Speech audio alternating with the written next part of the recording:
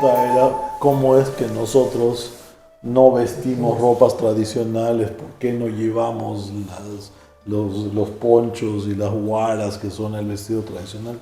Sí, porque si uno va a Cusco, cualquier persona ya es un Paco y tiene su gorro, tiene su vestimenta, te hace las cosas. ¿Y ustedes no visten de esta manera? Era así que después de años, finalmente recibo la iniciación. Entonces, cuando recibo la iniciación en el 4º grado, ya me siento que he recibido toda la tradición de los indios. Entonces me voy al mercado, esa vez había un mercado en el centro de la ciudad donde vendían ropa indígena, me compro mi aimilla, que es una especie de camita, mis huaras, me compro mi chullo, me compro mi poncho y muy ufano me voy a casa de mi maestro, don Benito. Y entonces, como aprendía yo, porque él también era un curandero, entonces venía gente a curarse, y había una sala de espera, entonces yo llegaba, me sentaba en la sala de espera y él me invitaba a trabajar con él dentro, ¿no? Este día fui a las 8 de la mañana muy bien vestido de indio, salió don Benito, llamó a un cliente, salió, llamó otro cliente, llamó otro y otro, era cerca del mediodía y no me llamaba. Entonces yo le digo, maestro, ¿pero qué pasa? Estoy acá, he venido aquí para practicar. Y me dice, si mal no recuerdo, yo no le estaba enseñando mi arte a ningún indio. ¿Te diste cuenta? Yo he nacido en otras circunstancias, yo soy lo que soy. Entonces, como mestizo, yo tenía el derecho de llevarme toda la tradición del maestro.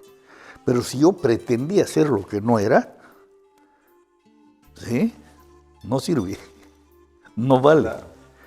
Bueno, Yo quería aclarar esto porque hoy en día se ha hecho muy popular, tal vez por la onda de New Age, que todo el mundo, como dijo un amigo, hay chamanes por mayor y en detalle, y se viste cualquier persona de una manera un poco rara, ya está. como la gente no tiene ningún criterio de evaluarlo, porque es una cosa que no hay donde, cómo saber cuál es verdadero y cuál es no.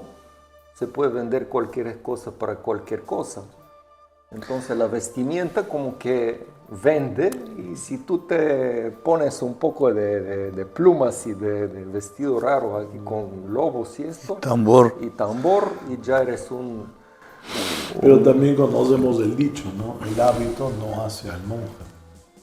Entonces, para nosotros fue una lección bien clara y a nosotros nos salvó de sentir que era importante usar un poncho, usar un chullo para ser un Paco respetable, un maestro importante.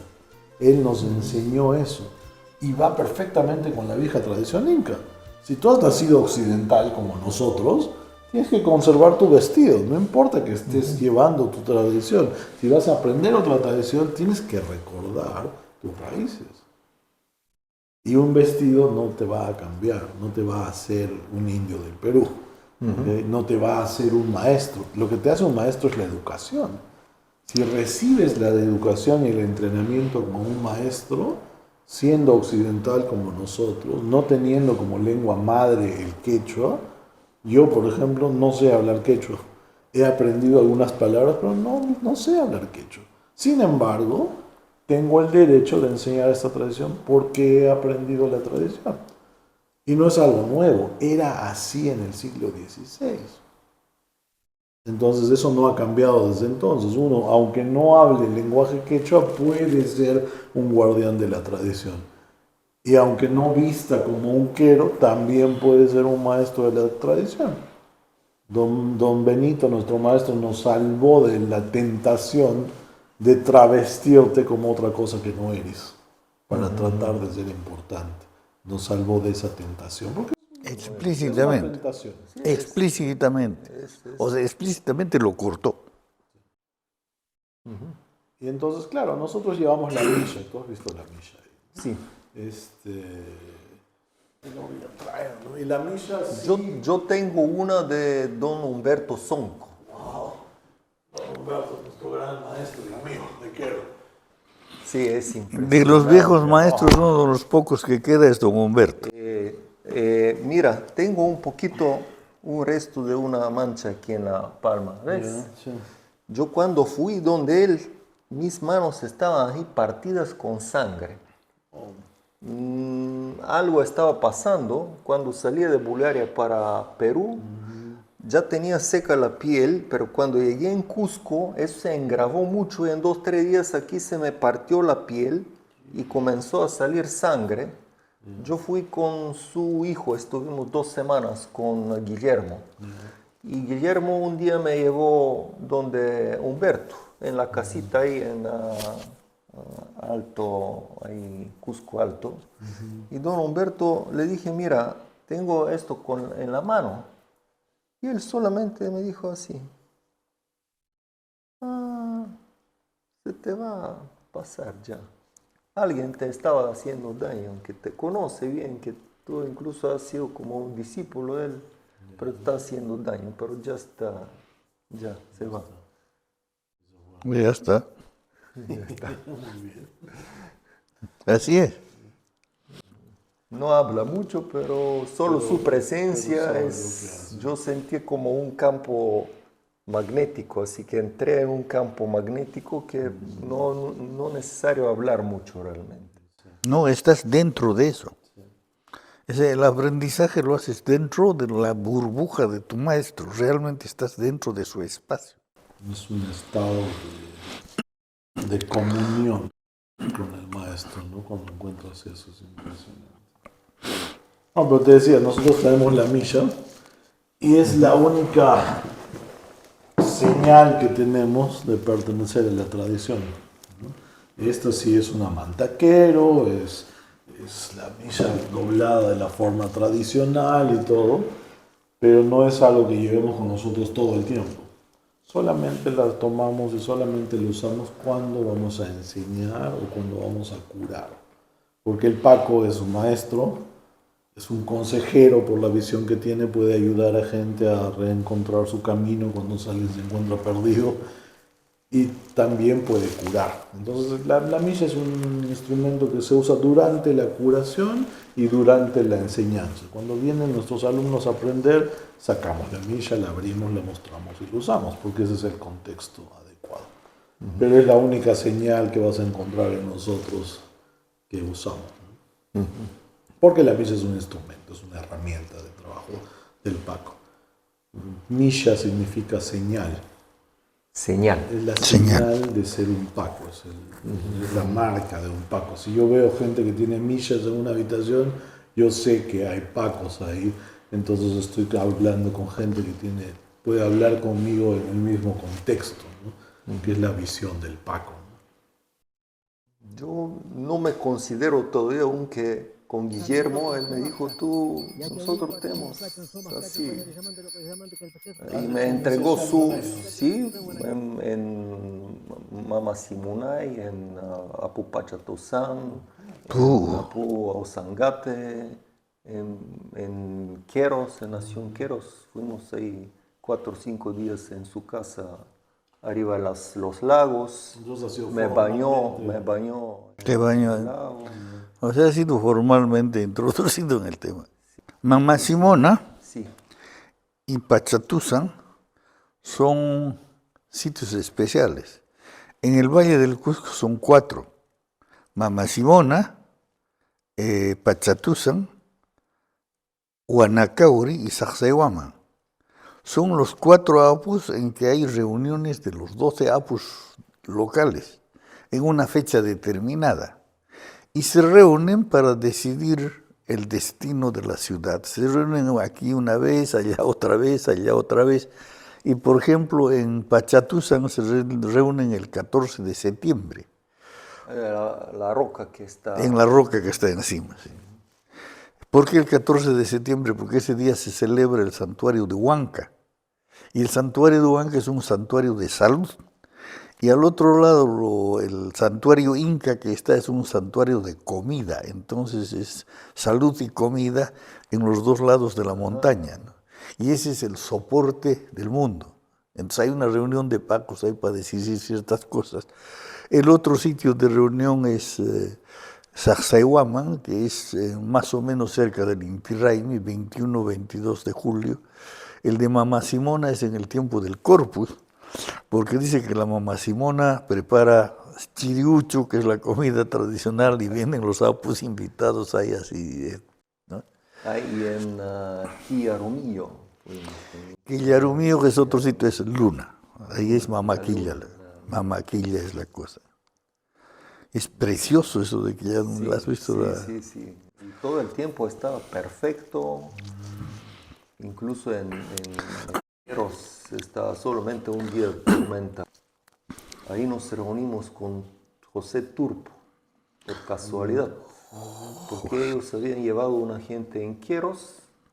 Cuando cayó esta tormenta, toda la gente, el grupo que ellos habían traído, se juntó en la casa de Guillermo, porque no tenían dónde escapar, no podían bajar a los buses y las casitas de campaña.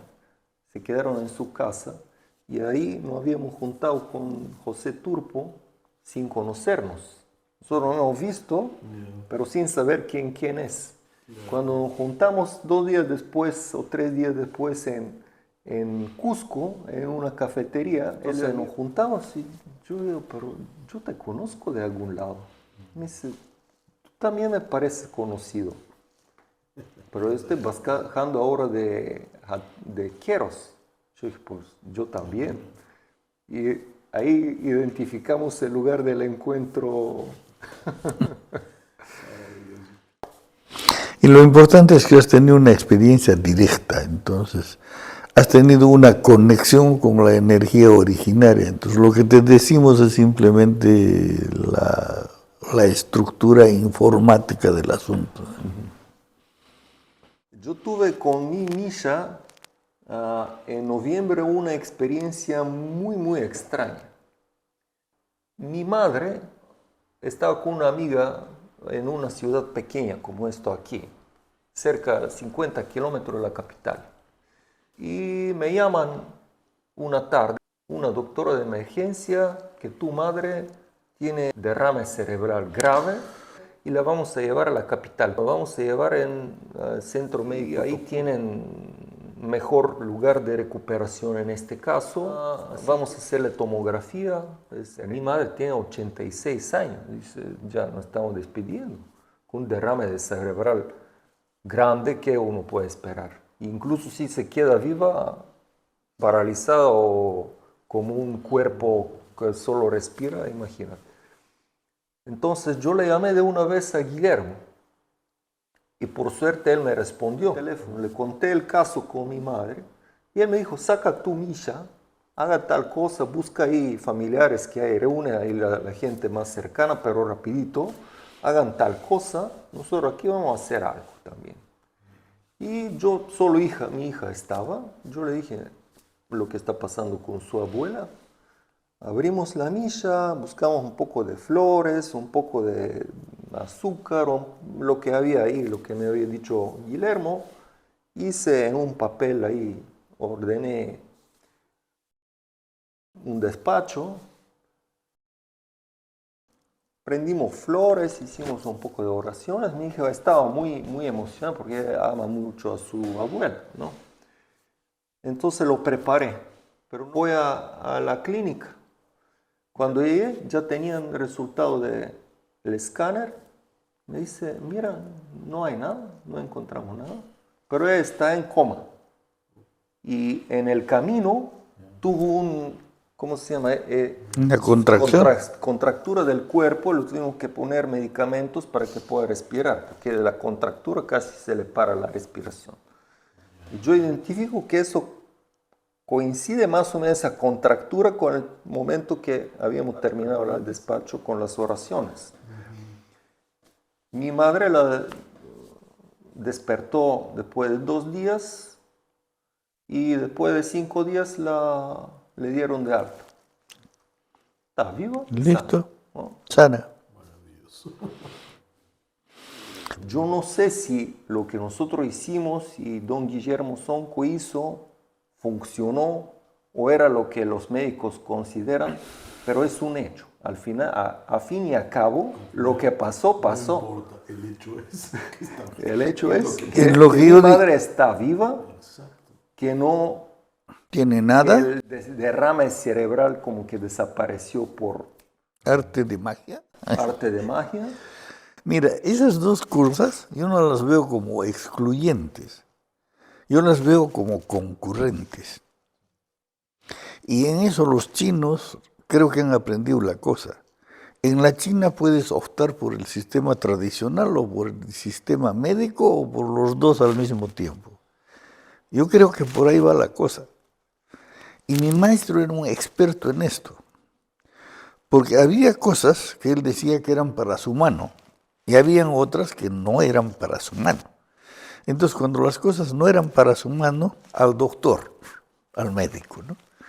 No es la soncera esta de que yo soy ayurvédico, entonces no entro en la medicina tradicional porque seguramente me están envenenando y tonterías de ese tipo, ¿no?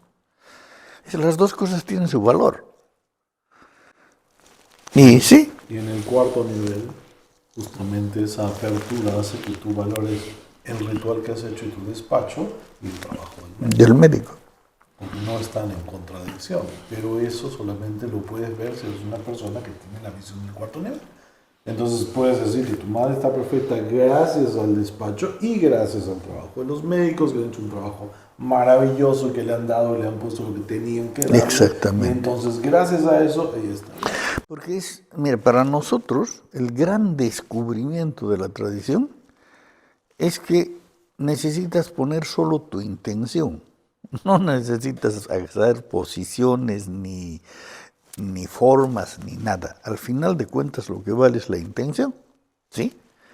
Y entonces un médico tiene la intención de sanar y lo que estás haciendo el pago tiene la intención de sanar también. Eso es convergente y según mi punto de vista eso genera sinergia, es decir, produce más probabilidad de bienestar. Listo. Eso es lo que nos ha enseñado la práctica, ¿te das cuenta? Y don Benito decía así, ¿no? Venía un paciente, tenía el brazo roto, una fractura, le decían, no te voy a tocar. Primero anda donde el médico, que te ponga un yeso, que te arregle el hueso. Después vienes y yo te arreglo, yo te ayudo a dejar ir la hucha. Pero primero ve donde el doctor. Yo no te voy a tocar antes. No vaya a ser que te equivoques y no vayas al médico después. Esa era su enseñanza, ¿no?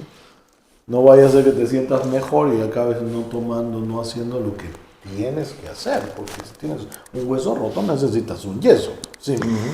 Este viejo era una maravilla. Bueno, en ese momento era vergonzante ir a visitar a un Paco en el Cusco, ¿no? Pero al final de cuentas todo el mundo iba a Huazao a visitarlo. Si tú eras un evangélico, te mandaba a leer un trozo de tu Biblia o ir a tu pastor a consultar cualquier cosa. Si eres católico, te mandaba a confesar. Y si eras ateo, te daba otra salida. Vino al Cusco una señora que se llamaba, ¿cómo se llamaba la chica esta de los? Shirley MacLaine, que estaba con la onda de los extraterrestres. Ajá. Y se fue a visitar a don Benito, y don Benito le siguió todo el carrete de los extraterrestres. Y después le hizo un despacho para que tuviera buen clima en Machu Picchu.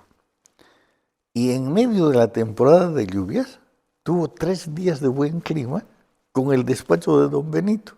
Y bueno, ha regresado a los Estados Unidos y ya ha dicho que los maestros de los Andes han confirmado los extraterrestres, pero... Sí, lo puse en un libro. No, pero también es válido. Va. Es una descripción del mundo donde esto... Es una creencia, ¿no? Pero te estoy mostrando nomás que incluso con cosas bastante exóticas no chocaba. Era un maestro de generar inclusión. Amplitud, Inclusión. respeto, inclusividad. Si tú crees en eso, es perfecto, es tu creencia. Ya. Pero igual eres bienvenido, vamos a hacer un despacho, ¿no? Y quedan todavía esta multitud de pacos que había en los años 80, 70. Yo creo que no ha disminuido. Ahora, una cosa que hay que tener claro, eran 70 pacos, pero de esos 70 habían solamente 2 que estaban en el cuarto nivel. Y siempre es así, es una pirámide. Y en el nivel más bajo hay mucha gente, conforme va subiendo hay cada vez menos gente. En Quero, por ejemplo, cuando empezamos a trabajar con los Queros, había solamente 2 maestros del cuarto nivel. Hoy día hay solo 2 maestros. 2 maestros del cuarto nivel. Reconocidos por toda la comunidad y todo, ¿no?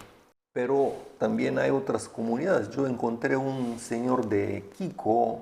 No, Quero es una nación. Son 8 comunidades que se llaman Queros todos. Y son Hatun Quero, Totorani, Marcachía, Cachupata, Quico, Japu y Callacancha. Todos son Queros. Ahora hay una cosa.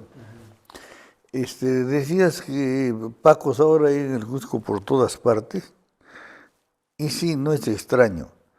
En los años 60 la moda era Katmandú. Y los occidentales empezaron a ir a Katmandú. Y los lamas empezaron a tener buenas ocupaciones.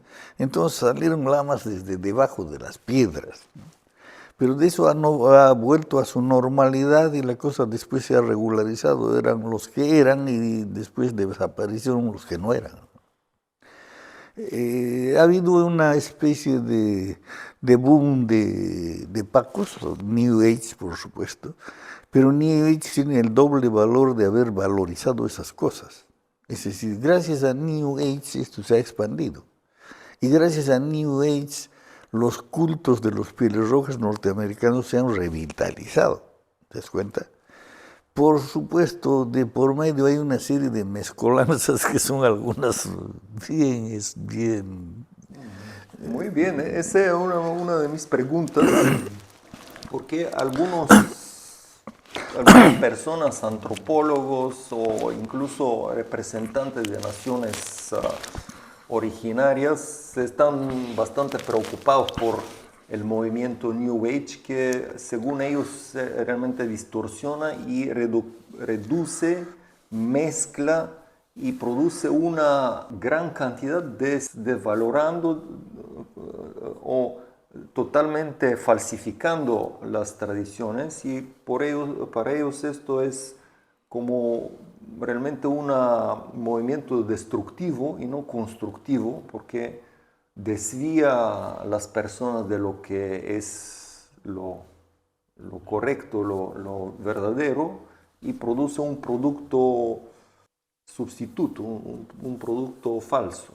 Mira, la historia de la humanidad, la historia de toda la humanidad, es una historia de sincretismos. Es decir, no hay cosa pura, no existe lo puro, lo químicamente puro no existe. Veamos, el cristianismo. ¿Qué cosa es el cristianismo? Es una síntesis entre la tradición helénica y la tradición judía. Y eso se sabe exactamente cuándo se produce, ¿no? En un momento dado, 70 años antes de Cristo, los rabinos de Alejandría traducen la Biblia al griego. Y entonces es Yahweh, el nombre hebreo, junto con el Logos universal, el nombre que le dio Heráclito. Y de ahí salen 4 civilizaciones, que son las 2 civilizaciones islámicas y las 2 cristianas. Y todas son una síntesis de griego y hebreo, ¿sí? Si agarras el budismo, una cosa es el budismo mahayana y otra cosa es el hinayana y el otro es el budismo tibetano lamaísta. Y otro es Zen. Y el otro es el budismo Zen en Japón, ¿no? O sea, ¿cuál es el verdadero budismo? ¿Cuál es el budismo puro? No sí, existe. Sabio me dijo una cosa muy simple. Si hay maestros falsos, ellos consiguen alumnos falsos. Entonces, ¿qué te preocupa esto? Felizmente, nosotros confiamos en la cualidad de esta tradición.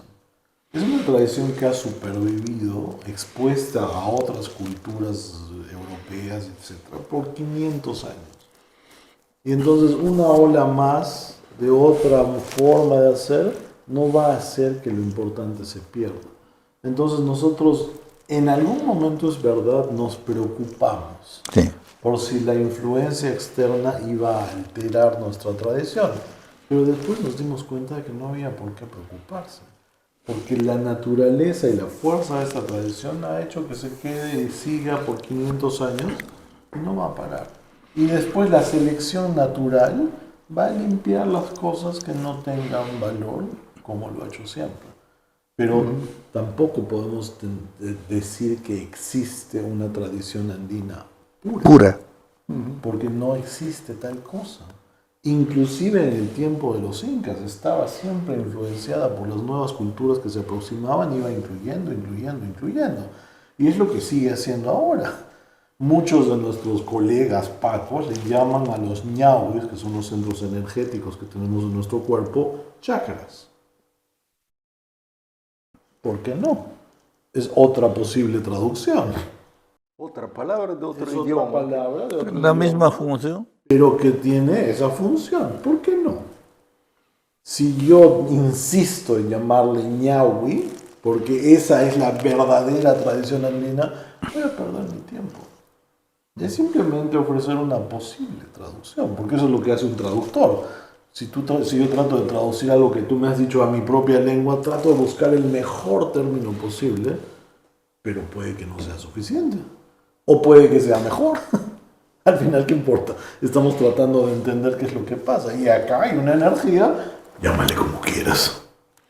Si eres capaz de mover esa energía, ya sea pensando, meditando y haciendo girar un chakra, o trabajando con energía, viendo un ñau y un ojo, según la tradición andina, ¿qué importa? La naturaleza, la evolución va a limpiar simplemente lo que no sirve, lo que sirve. Muy buena quedará. filosofía, Ok. muy optimista decir Y eso a nosotros nos liberó de la preocupación de que se pierda nuestra tradición, de que se contamine. No hay necesidad de preocuparse, porque es así como las tradiciones evolucionan. Es decir, uno tiene su propia conciencia y sabe lo que está Sabe haciendo, lo que ha está- tomado su responsabilidad Ahora, de dar cosas si de eres- calidad Exacto. y los otros están respondiendo en sus Y cada acciones. quien hace lo mejor que puede. Ahora, si eres un impostor, las cosas ganan por su propio peso. Si eres un impostor, la impostura te va a costar caro, tarde o temprano. ¿Sí? Si sinceramente has asimilado otra cosa, tienes el derecho de hacerlo.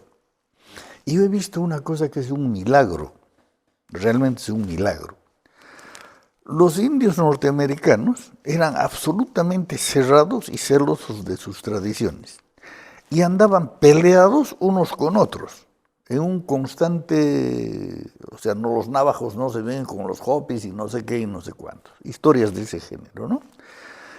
Y ha venido el New Age y de repente todos han descubierto que tienen dos cosas en común: la danza del sol y el inipi. Y han establecido una comunidad, es decir, de una religión tribal cerrada han evolucionado a una religión solar civilizada, que ya no es lo anterior, ¿sí? Pero en base al inipi y la danza del sol se han difundido, han podido establecer conexión con los mexicanos, que también tienen cosas semejantes, y intercambian. Y finalmente un grupo de estos patos ha llegado al Cusco, ¿sí? Con sus tipis, con su ñipi, con su danza del sol. Y de repente se han encontrado con, ¿cómo se llamaba ese pata con que trabajamos? Miguel, no sé qué. Bueno, ya no me acuerdo, es un amigo con que trabajamos en 2012. El pata regresó de los Estados Unidos con la novedad y después ha ensamblado la cosa con los apus y ahora está haciendo una comunidad entre las dos cosas diciendo que todo pertenece a una tradición más antigua. ¿Está bien? ¿Sí? Para mí. Lo que pasó en Miami también fue interesante. Ah, eso es En fantástico. la reunión de todos los grupos de tradición Sí. norteamericana, finalmente llegaron al acuerdo de que ellos iban a honrar ahí a todos los maestros de la humanidad.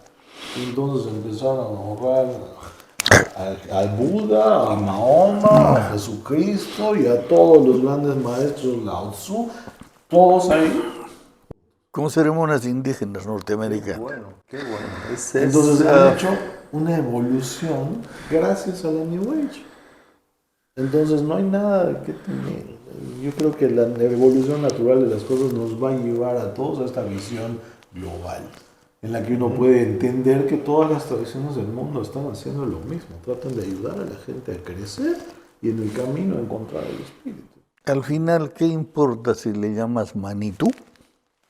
¿O le llamas Huacantanca? ¿O le llamas Yahweh? ¿O le llamas Huiracocha? Es la misma fuente. ¿Qué importa? Entonces, todo es una mezcolanza. Si te fijas en la historia del Imperio Romano, es una mezcolanza de 1000 cosas. Cada organización humana es una mezcla inconcebible de cosas. Los Estados Unidos son una colección de todas las tradiciones europeas, medio bien mezcladas, ¿sí? Una cosa que recién se está sabiendo, el origen de la cultura norteamericana es impresionante. Porque en los Estados Unidos todos estaban tribus, salvo los indios del Mississippi, ¿sí? Que desde el Golfo de México hasta los lagos tenían una civilización. Yo he visto los sitios y son realmente templos ya de civilización complejos, ¿sí? Entonces, ¿por dónde llegan los europeos? Llegan por el Atlántico, y entonces ahí hay un trapecio donde se produce una fusión. Y lo que es la cultura norteamericana, al final, es una vena de protestantes puritanos mezclada con una serie de cosas de indios civilizados norteamericanos del Mississippi. Y en esa franja sale todo el poderío que después lleva a los Estados Unidos a ser la primera potencia del mundo. O sea, en la mezcla, en la síntesis, hay un poder nuevo, ¿no? Muy interesante visión, ¿no? Es novedoso y libertador, ¿no? ¿Quiénes le tienen miedo a las nuevas cosas y a la evolución? La gente que ya no quiere aprender nuevas cosas, porque quiere quedarse en lo viejo, porque cree en lo viejo y quiere que se quede como era. Como era antes. La gente que es conservadora es gente que ya no es capaz de adaptarse, ya no es capaz de aprender cosas nuevas. Y ya están viejos, pues. O sea, uno se pone viejo cuando deja de aprender. No te pones viejo por los años que tienes encima. El día que dejas de aprender es que te pones ya viejo. Estás. Y la gente que tiene miedo y tiene problemas con que una tradición se exponga, se junte con otra, es gente que se está poniendo vieja. Y está empezando a tener miedo de que lo puro que cree y que lo puro que tiene se contamine. ¿Por qué? Porque tiene miedo de que ya no pueda aprender lo que sí. Es solamente miedo, no poder aprender, no poder seguir adaptándote. Si no tienes miedo y eres curioso, vas a seguir creciendo y vas a seguir adaptándote. Lo entiendo así. Tal vez que cuando uno lo hace de una manera responsable, con un conocimiento verdadero, no simplemente por razones egoístas para ser más original o para hacer un teatro más así fantástico, ¿no?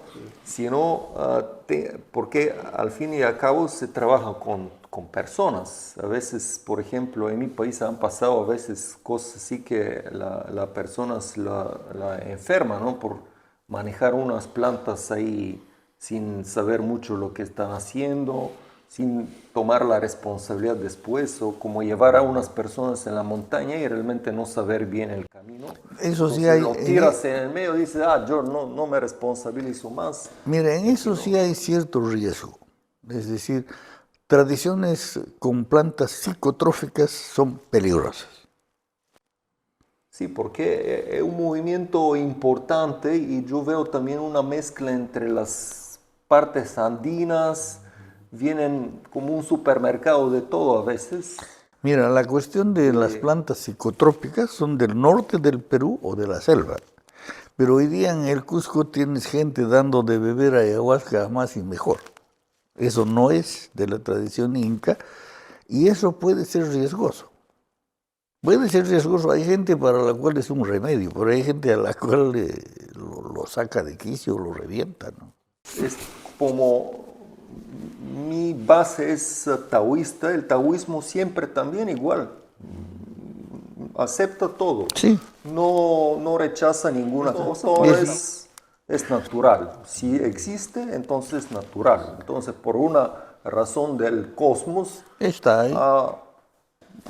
ha florecido, existe, entonces hay que respetarlo y hay que ver cómo hacer la alquimia. Si ese es un plomo y es venenoso, hay que tener un proceso para procesarlo y resultar al fin y al cabo en algo beneficioso, pero siempre se exige que la persona estudia, profundiza y vea las leyes y a través de las leyes puede producir un nuevo ejercicio, una nueva práctica, una nueva meditación, pero tiene que basarse en ciertas leyes internas de cómo funcionan las cosas para que lo que resulta sea de verdad beneficioso y no venenoso. Y en este sentido, por ejemplo, tengo informaciones muy contradictorias. Algunos dicen sí, esto se complementa con el otro porque para unas personas que son más rígidas, menos flexible mentalmente, tal vez las plantas de poder le pueden abrir una ventana, mostrarle el paisaje para que ellos puedan más fácil acercarse a las cosas que antes eran muy poco imaginables en su vida. Y mientras que, por ejemplo, las tradiciones que son como la tradición andina más en manera práctica, con ejercicios, con interacción con la naturaleza, a estas personas que son menos sensibles tal vez no lo van a sentir y lo van a dejar porque no van a tener acceso. Y en esa manera, por ejemplo, hacen temazcal, hacen rituales con plantas, hacen también rituales andinos, copas tibetanas, utilizan diferentes herramientas de diferentes tradiciones, considerando que una cosa complementa a la otra y para los diferentes tipos de personas tal vez la entrada es una flexibilidad así. Ahí hay una cierta confusión. ¿Por qué? Porque el politeísmo, en el que uno trae diferentes cosas y las pone y las mezcla, muchas veces desde fuera puede ser confundido y tomado por misticismo, que es cuando uno realmente conecta y integra de manera coherente las tradiciones. Desde fuera yo puedo honrar al Buda, puedo honrar a Jesucristo, puedo honrar a los sapos, y parece que estoy haciendo lo mismo que el que mezcla ayahuasca con San Pedro, con tradición andina y hace despacho todo junto. De fuera puede parecer lo mismo. La diferencia es el nivel de conciencia y el comportamiento de la gente. Si vas para abajo hacia el segundo nivel o del tercero subes arriba al cuarto, Sí, hay que ver sí. a dónde va. Sí. Eso es lo que hay que buscar. La cuestión es, para nosotros, dos de las cosas más, las marcas críticas para saber de un buen maestro es preguntarle el linaje. Los pacos pertenecen a linajes espirituales. Entonces, si quieres saber quién es un paco, un buen paco, le preguntas, ¿cuál es tu maestro? ¿Cómo se llama el maestro de tu maestro? ¿Cuál es tu tatarabuelo espiritual? Cuando tiene un linaje, entonces puedes saber que hay una línea de trabajo. Cuando tú preguntas a alguien y dice, ¿cuál es tu maestro? Y dice, no, yo he aprendido esto por mi cuenta. Cuando alguien aprende las cosas por su cuenta y las recoge solo de la naturaleza, es un chamán. Pero un chamán es una persona de primer nivel. Un chamán que sabe varios ejercicios como ayahuasca, temazcal y todo y los mezcla, es un mago. Una persona de segundo nivel. ¿De acuerdo? Entonces la pregunta está ahí. Si tú eres un místico, debes pertenecer a un linaje. Si no tienes un linaje, probablemente seas un chamán polifacético, que usa muchas cosas. Nosotros seguimos el consejo de un gran maestro que murió hace poco, Thich Nhat Hanh. No sé si has oído de él. No. Thich Nhat Hanh es un maestro oriental, vietnamita. Él escribió un libro que se llama Cristo viviente, Buda viviente, en el que hace una comparación de Cristo y de Buda como dos grandes maestros. Y te muestra cómo en dos tradiciones diferentes se puede conseguir lo mismo, pero al final él te aconseja. Está bien conectar las cosas, pero no hagas ensalada de frutas. Tomar y mezclar las cosas que vienen de diferentes tradiciones, eso no es integrar, eso es hacer ensalada de frutas. Sí, lo mismo en el taoísmo, ¿no? Dicen, es posible, pero tienes que entender, es alquimia. Hay que saber las fórmulas, claro, cómo hacer, cómo unir la eso, instalación alquímica para que resulte en oro y no en veneno o una cosa... En cualquier tontería.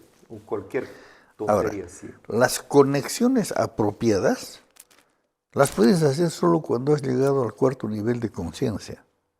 Porque apropiadamente puedes tomar tu propia tradición y hacer una crítica de tu propia tradición y quitarle todo lo que es impertinente de tu tradición primero. Entonces puedes conectar con otra tradición. Y cuando recibes la otra tradición, tampoco tienes que tomar todo el paquete, porque ya tienes el criterio para limpiar. ¿Sí? Entonces agarras y te tomas el tesoro de aquí, el otro tesoro de más allá, entonces puedes tener diamantes, oro y no sé qué juntos en tu joyero. Pero en un lugar adecuado, en una estructura. Y esa estructura te la da la conciencia del cuarto nivel. Cuando simplemente mezclas las cosas, eso es segundo nivel. Una transición entre primero y segundo nivel. Acabo de entender algo que me dijo un amigo, que él es experta en artes marciales y enseña. Una vez dijo, mira es coleccionista de prácticas, ha aprendido y esto. Ahora, muchas de las cosas que aprende se duplican, se triplican, porque no entiende lo que es necesario, lo que no es necesario, y mecánicamente todo lo que, porque le parece interesante. Entonces, en vez de complementar uno con el otro, como si en esta habitación tomar de una tienda todos los muebles más bonitos y de la otra todos los muebles más bonitos y meterlos aquí, y no se va a poder vivir porque hay demasiados muebles, pierde su sentido. Son redundantes, ¿no? Entonces Sí. hay varios muebles que hacen exactamente lo mismo, entonces no sirven a nada, ¿no? Esa es la diferencia. Entiendo que la sabiduría es en esto. Nosotros encontramos muchos turistas espirituales. Gente que va y aprende a hacer un despacho andino y en su lista pone ya hace tradición andina. Va y hace un mantra y dice ya hace budismo. Va y hace y entonces colecciona una cantidad de cosas que después pone ahí en una canasta y dice shopping. Todo el shopping. Bueno, pero es un nivel de evolución. Tal vez para esta persona en esta etapa eso es lo que desarrollo, necesita. es lo que él necesita. Eso es lo hasta que necesita. Crecer y entender que exactamente. Eso no tiene sentido. Para eso te sirven los niveles, por ejemplo. No es que esto sea impropio, no es impropio ser un chamán, pero un chamán es un místico primitivo, es el místico de una tribu. Eso es un chamán. ¿Sí? Un mago ya es de una cosa más amplia, ¿no? Cuando entras ya en el sacerdote es algo más elevado y terminas en el místico, ¿sí? Pero es un proceso. Y todos los seres humanos empezamos abajo, no hay saltos, no puedes comerte las etapas, no. O sea, al principio pensábamos que sí se podía, no se puede. Tienes que hacer todo el camino. Una de las cosas que hemos encontrado con el tiempo, por ejemplo, es que en este proceso de evolución hay como pasos, los niveles, es como una escalera, ¿no? El primer nivel tiene dos factores que uno necesita, ¿ok? compromiso, uno tiene que hacer un compromiso con una tradición y coraje, que es el valor de seguirla y avanzar en esta tradición. ¿Okay? Entonces, si uno hace un compromiso con una tradición y empieza a recorrer el camino, puede llegar muy alto. Y mi consejo sería buscar, probar muchas cosas, traer a la canasta varias cosas y después de haber probado, escoger una tradición y comprometerte con ella por un cierto periodo de tiempo. Ideal sería poder llegar hasta el cuarto nivel en esa tradición y entonces regresar a mirar las otras. Está bien buscar y tratar muchas cosas hasta que encuentres una en la que puedas crecer. Entonces eso te ayuda a avanzar. Porque en vez de traer 3 cosas de lo mismo para cada cosa que puedes hacer, vas a usar una y vas a completar el cuadro y vas a avanzar y vas a avanzar y vas a avanzar. ¿Okay? Nuestro entrenamiento del cuarto nivel en la tradición nos lleva efectivamente 20 días completos. O sea, una persona que pasa estos entrenamientos con nosotros, 10 días en una sala, tomando clases, aprendiendo, tomando apuntes, y luego 10 días viajando con nosotros, yendo a los templos y todo eso, en 20 días nosotros podemos pasar el conocimiento completo de nuestra tradición en el cuarto nivel. Es como pasar una caja de herramientas. Pero claro, después uno para poder desarrollarse tiene que usar las herramientas y practicar y practicar y practicar. Es solamente la caja de herramientas, pero todavía no es el trabajo hecho, ¿no? Claro, la maestría es cuando yo tomo estas herramientas y con paciencia empiezo a usarlas una y otra vez hasta que puedo integrarlas en un sistema. Eso es llegar al cuarto nivel. Entonces, tampoco tienes que estar 10 años con nosotros. Si yo les pidiera ahora a alguien que venga 10 años a Perú, que es el tiempo que nosotros usamos para aprender, en esta época no se puede hacer eso. Nadie tiene 10 años para ofrecerlos a una tradición. Pero si te pido que gastes un mes conmigo, podría ser posible. En el que yo estoy seguro que te voy a pasar todas las herramientas del cuarto nivel. Ahora, una vez que las tienes, tendrás que aprender a usarlas y practicar. Eso ya es una cuestión de...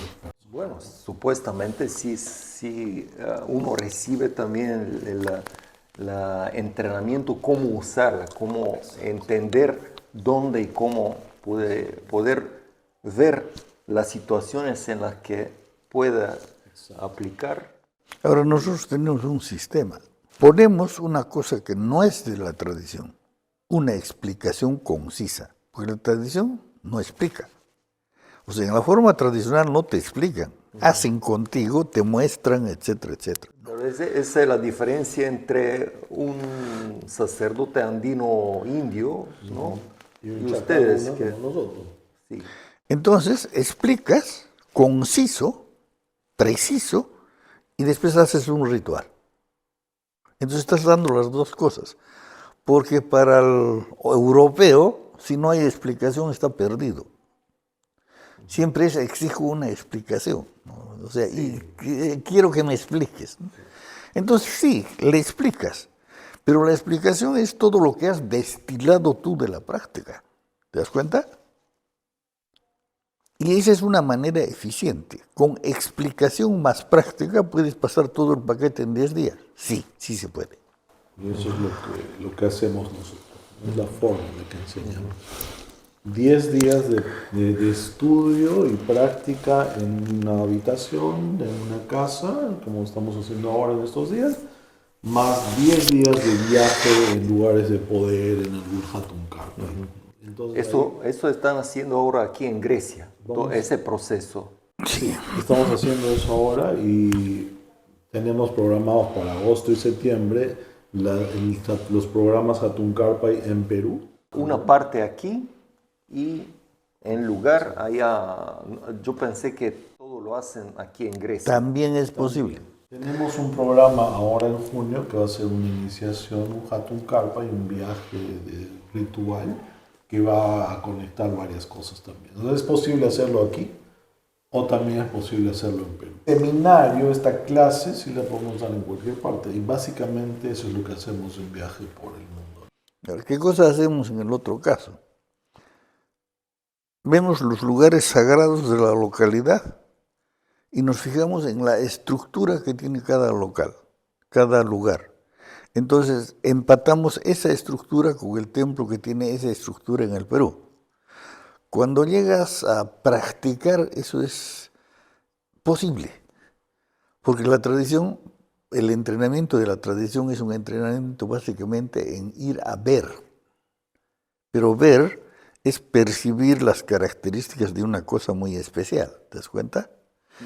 Entonces ya en un momento de entrenamiento puedes adaptar esto, por ejemplo, acá en Grecia podemos trabajar con lugares griegos antiguos, porque encontramos estructuras equivalentes.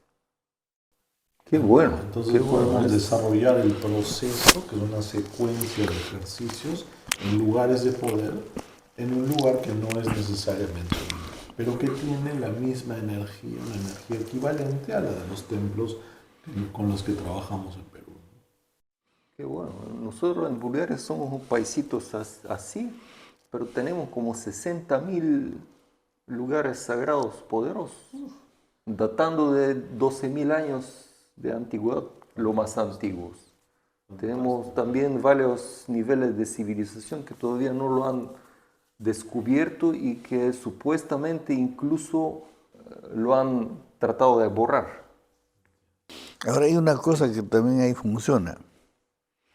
Cuando tratan de borrar, borran solamente lo que está de más. No pueden borrar lo que es esencial, porque lo esencial es resistente. Por ejemplo, ¿no? ¿Cuántas veces ha sido invadido el Egipto? ¿Sí? Sin embargo, Jung ha podido trazar la alquimia hasta el Egipto y saber que estaba ahí, se inventó ahí y continúa estando ahí. Hay un señor que se llama, el libro se llama La Rama Dorada, es un antropólogo, George Foster, La Rama Dorada. Hace un estudio en el Medio Oriente y encuentra cosas que son del tiempo de Moisés, que siguen jugando ahí. O sea, estas cosas persisten mucho más de lo que la gente cree. Y lo esencial no se puede borrar. Mis colegas han hecho un estudio alrededor del estrecho de Bering y han descubierto que hay una misma cultura en toda esta parte. Y es la cultura que trajeron hace 60.000 años los migrantes de Asia a América. Ha quedado ahí. Entonces, también eso te da tranquilidad. La primera cosa es que los farsantes y los impostores siempre son limpiados por el tiempo y esas cosas naturalmente desaparecen. Y que segundo, las cosas realmente importantes son imposibles de borrar. Entonces no tienes por qué preocuparte de que alguien esté tratando de cancelar o no, porque realmente no se puede. Es imposible. Y los tesoros más grandes no están en los edificios ni en los libros, están dentro de la gente. Y ahí siempre van a estar. Muy bien, es una visión muy, muy optimista. Bueno, eso es lo que hemos aprendido. Hemos empezado el 90 y... Más de 30 años. De trabajar. De jugar con esto, ¿no? Y de chocarnos con esto, con el prejuicio de tales, que los otros, que los indígenas te dicen nos están robando tu cultura, y incluso los mismos indígenas andinos, donde algunos dicen que no tienen derecho a hacer eso porque no son indios, no pueden hacer eso porque no hablan quechua, tontería y media, ¿no? Y hay bastante de racismo al revés. Hay un racismo indio al revés que está en varios sitios, también eso hay que saber. Bueno, en taoísmo dicen que cuando tú aumentas yin, siempre yang también. O si tú jalas el péndulo para un lado demasiado, siempre se va a ir para el otro lado. Entonces, siempre hay una mezcolanza. La cultura humana es un conjunto de conocimientos y prejuicios históricamente acumulados. Entonces no hay una cultura pura, no hay una cultura sacrosanta. O sea, todas las culturas son una mezcla de cosas fundamentales y basura. Obviamente lo único es lo petrificado, es lo que queda ahí. No, pero lo vivo es siempre dinámico. Hay ¿no? una cantidad de cosas valiosas que son lo que vitaliza todo el resto, pero ninguna cultura es perfecta, porque todas tienen una parte de prejuicios que no tienen importancia. Entonces ninguna es perfecta, ninguna es completa. Por eso es importante buscar en otras culturas, porque ahí puedes encontrar las cosas que tu cultura no tiene. Es otro punto de vista. Es otro punto. De este lado, de este. Por contraste, al ver otras tradiciones puedes limpiar las cosas que tu cultura no necesita. Que no por ser parte de ella quiere decir que sean valiosas o importantes. Porque todos tenemos en cada cultura una cantidad de cosas que son realmente irrelevantes y pueden ser limpiadas porque no producen nada. Ahora, ¿cómo hemos empezado a hacer esta adaptación a otros sitios? Yo diría que por pura fortuna, porque en Europa el que nos trajo acá fue una persona que se hizo nuestro socio, que se llama Celso Bambi, era un practicante de la cosa andina antes de conocernos, y nos trajo a Europa, pero se relacionó con un señor que se llamaba Giovanni De Feo, que era un experto en etruscos, se había pasado su vida estudiando los etruscos. Y entonces hubo la brillante idea de, había hecho el Hatun Carpa con nosotros, hubo la brillante idea de poner a funcionar el Hatun Carpa en sitios etruscos. Entonces nos metimos con los etruscos y encontramos que había sí una correspondencia simbólica, estructural entre estos y las otras cosas. Entonces pusimos a funcionar un Hatun Carpa en Italia que ha funcionado durante 20 años. ¿Te das cuenta? En sitios etruscos. Una vez que has hecho eso, puedes moverte a casi cualquier parte y empezar a encontrar las similitudes estructurales, simbólicas, etcétera, y montar el ritual en un escenario diferente.